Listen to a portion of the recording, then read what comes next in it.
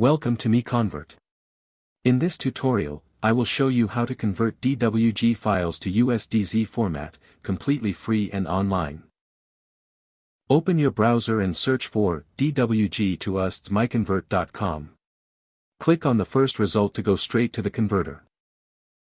You are now on the DWG to USDZ converter page.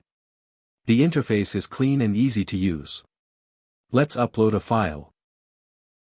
Click the Choose File button. A file picker will open.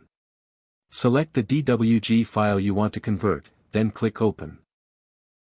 Your file is loaded and ready.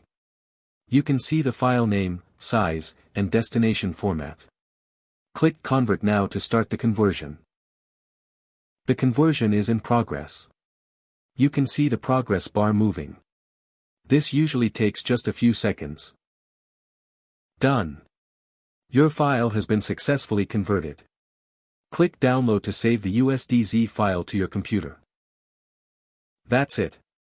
Visit MiConvert.com for more free conversion tools. Subscribe for more tutorials.